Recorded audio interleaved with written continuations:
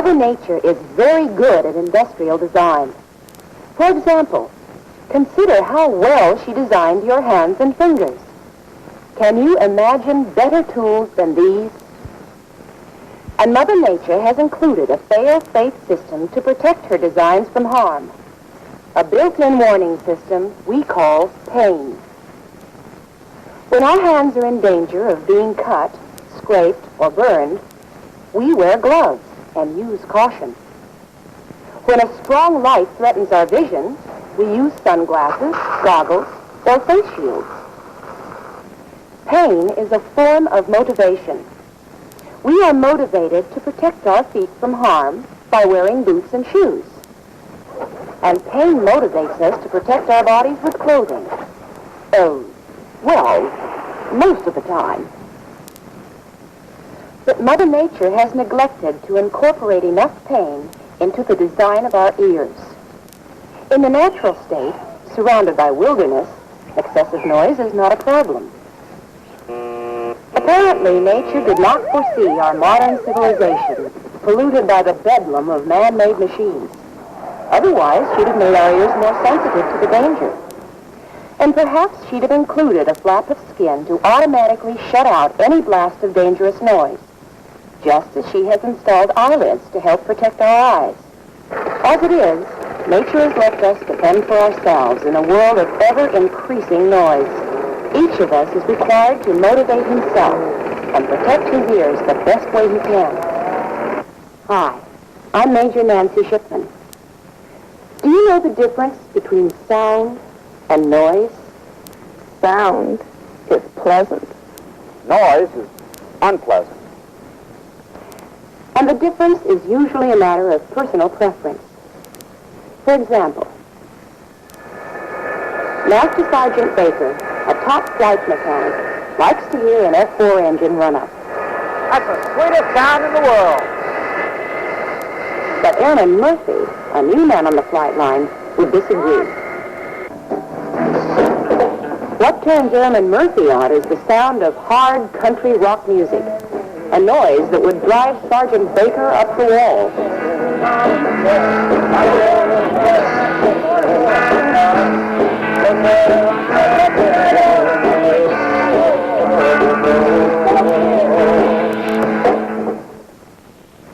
Though sound and noise may be worlds apart, they do have one thing in common.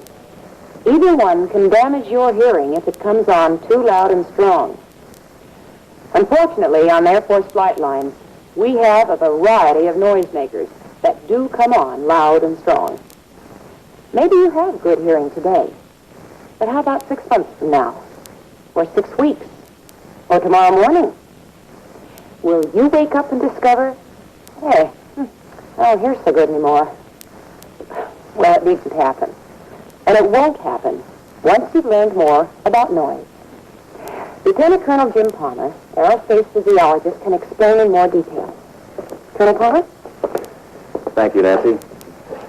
Sound, or noise, is an acoustic disturbance causing the molecules of air that surround us to begin vibrating. These disturbances can be easily perceived by the human ear. Most of the sounds we hear are extremely small amplitudes. The human ear is specially designed to actually amplify these small disturbances. That, in fact, is exactly what the eardrum and other structures within the middle ear do. They amplify sounds that eventually pass into the inner ear. The part of the inner ear that responds to sound is called the cochlea, a small sense organ housed in the densest and hardest bone that is found in the human body. It is very intricate and quite small. The organ of Corta is contained within the cochlea. It is here, within the organ of Corta, where acoustic disturbances are changed into meaningful sounds. This model gives you an idea of the actual size.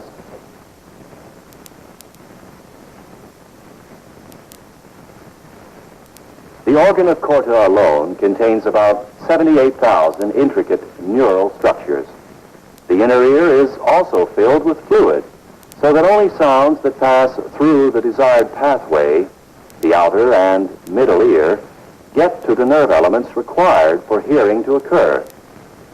This complicated arrangement responds beautifully to the minute sound disturbances which normally occur in nature, but not so when intense loud noise invades the structure of the inner ear. Too much noise, too long endured, and damage results. The intricate hair cells and other supporting structures may be permanently damaged. Once this occurs, nothing surgically or medically can be done to repair the intricate parts so essential to hearing. Even with the help of modern technology, the actual mechanism of damage that causes deafness is not fully known. But a few insights have been provided by views made possible through the use of an electron microscope. This slide shows the inner ear of the guinea pig. The hair cells are standing erect, but they are partially damaged. The ear was exposed to excessive amounts of noise, and these little blebs represent initial damage on the surface of the sensory hairs that eventually resulted in the permanent destruction of the hair cells shown here. The hair cells have been irreversibly changed and will no longer respond to fluid movement. There is no remedy for this condition. To determine its effect on our hearing sense, noise must be measured in terms of frequency and intensity. Frequency is simply a numerical expression of the number of times an air molecule is disturbed by a sound or noise. The unit of measurement used to express frequency is hertz, and the quantity is determined by observing the number of disturbances that occur per second. Therefore, a tone that caused the molecules of air to vibrate 500 times per second would have a frequency of 500 hertz. Although the young normal ear can hear sounds within the very wide range of frequencies from 20 to 20,000 hertz, human hearing is most sensitive to sounds present between 600 and 6,000 hertz. The vast majority of meaningful sounds exist within this narrower range, and within this range you should be able to hear the most versatile and valuable of all human sounds, speech. Intensity, which is noise loudness, is measured in logarithmic units called decibels. The starting point is 0 decibels, which represents the softest sound the normal young person can hear. For simplicity, let us consider that the decibel is a unit of measurement that expresses the relative magnitudes of different acoustic disturbances so that a reasonable estimate of magnitude can be expressed. The Air Force uses the decibel for measuring and defining noises that may constitute an auditory risk, meaning the identification of a potentially hazardous noise has been made somewhat simple by adopting a single measurement that incorporates consideration for both frequency and amplitude. The unit of measurement is known as the A level, or dBA. This means that the task of measuring and expressing the magnitudes of noise has been simplified.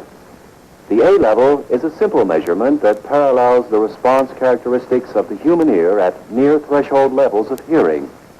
As a result, A level measurements and the degree of undesirable effects are closely correlated.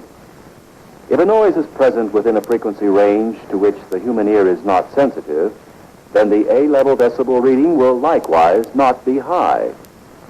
On the other hand, if the noise is present within the range of audition where the ear is very sensitive, then the A level will be higher. A noise level of 10 decibels in logarithmic measurement is 10 times the level of 0 decibels. The measurement continues 10 by 10 by 10 until we reach 130 decibels, the noise level that some jet engines generate and can exceed at full throttle.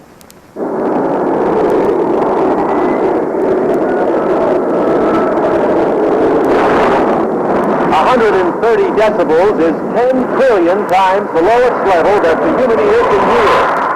That's asking a lot of any measuring device on one sensitivity setting. Of course, the purpose of all this measurement is to determine what noise levels are safe and unsafe for you. Generally speaking, noise levels measured using the A weighting of a noise measuring instrument that remain below about 84 decibels, can be experienced for 8 hours per day, day after day, without constituting a serious threat to unprotected ears. As the noise levels exceed 84 decibels, then the greater the risk of acquiring a noise-induced hearing loss. Within limits, one can experience levels that are relatively high so long as the duration of exposure is reduced. The Air Force employs auditory risk limits that allow a trade of 4 decibels for each halving of duration. For example, 84 dBA can be allowed for up to 8 hours, and 88 dBA for 4 hours, 92 dBA for 2 hours, and so forth, until an upper limit of 115 dBA is reached at something like 2 minutes. How can you interpret auditory risk limits so that you can easily identify situations that may represent a hazard to your hearing? Actually, the task is not difficult. If you encounter a noise that causes you to have to raise the level of your voice to communicate at a distance of 1 foot, or shout at a distance of 3 feet, then you are in a potentially hazardous noise. And always remember this: you can encounter a damaging noise without feeling any pain or even any discomfort. Above 95 decibels, your hearing may be jeopardized, but most of us don't even feel uncomfortable until the noise level reaches 115 to 120 decibels, far beyond safe level, and we don't begin to feel actual pain until it reaches the 130 level. In a very short while, if unprotected, 130 decibels can leave you deaf as a post. But of course, that need not happen to you. Every air crew member, ground maintenance man, or anyone else whose job brings him into a hazardous noise environment is fitted with earplugs and provided with ear muffs to protect his hearing. Generally speaking, earplugs reduce the ambient A-level noise by about 20 to 25 decibels. This amount of reduction represents a rather significant decrease in the magnitude of noise reaching the ear. About the same amount of protection is provided by ear muffs. Fortunately, either earplugs or ear muffs can offer adequate protection against most noises. In some instances, though, both plugs and muffs must be worn in combination. The headsets also provide some protection against noise. They are not very effective when surrounding noise levels exceed about 90 dBA. Headsets are designed primarily to place earphones at or over the ear. Suppose you're working on a C-130 and the noise surrounding you is about 105 dBA. How do you reduce the noise? Simple. Just put your earplugs in. Now the noise level reaching your ears is reduced to about 85 dBA. Wearing personal ear protection not only guards your ears against damaging noise, but you will also notice the work situation is more bearable, less fatiguing, and, believe it or not, you can hear more easily what others are trying to say to you. If the aircraft is an F-4, generating 116 decibels at idle power, you should wear both earplugs and noise muffs during any prolonged exposure. And if the aircraft is a T-37, use extra caution. This aircraft has several unique noises and a characteristic tone level and pattern. Its engines generate pure tone noise from idle to 80% power. At these power settings, the greatest engine noise is forward of the aircraft. At 60% power setting, as in pre-flight or taxi on the ramp, approximately 130 dBA is produced. Approaching a T-37 from either the front or the side always requires the use of ear defenders. Of course, you are not required to spend time counting decibels. As a rule, the output of all Air Force noisemakers has been determined and published in tech orders, and warning notices are conspicuously placed in the vicinity of the aircraft. No one should have to tell air crew members that they need to protect their ears against noise. Many pilots and navigators wear earplugs under their headsets. The level of the noise outside the headset is significantly reduced. As a result, the individual does not have to use high volume to override the masking effect created by the noise. Also, the earplugs act like or their pass filter, cutting out radio hash and static. You will find that by simply increasing the volume, you can actually hear the desired signal much more easily. Whenever earplugs are worn during flight, the aircrew member must be able to get at them easily to equalize pressure that may result from changes in altitude. If your flight duties don't require a headset or helmet, always wear earplugs, making sure to relieve the air pressure on ascent and descent. And of course, air crews are vulnerable to noise on the flight line. Anytime there's noise in the vicinity, use your earplugs to and from the aircraft. If you don't have protectors, use your fingers. Remember that your safe exposure time may be only a few seconds per working day. The Air Force issues ear defenders, tells you what they're for and how to use them. After that, it's up to you. No one is going to install your earplugs for you. Let's face it, earplugs are often inconvenient. When you're working hard and time is precious, it's a nuisance to stop work and plug up your ears. But consider the alternative. Have you ever really thought about being deaf?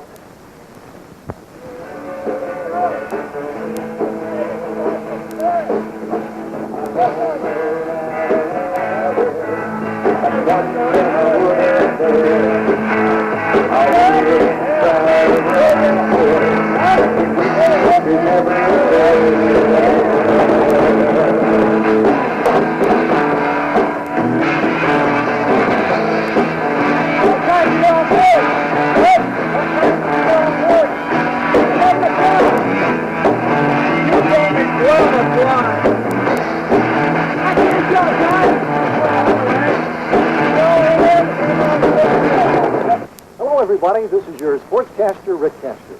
Well, America's 47th ranked tennis player, Tennyson Elbow, defeated 19th ranked fellow American squash racket today and moved into the quarterfinals of the French International Tennis Championships in Paris. The match stood at 2 sets all when it was halted by darkness last night. Elbow went on to win it this morning.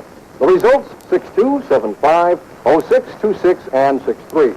Tennyson Elbow has surprised. The Air Force has many work environments that contain potentially hazardous noises.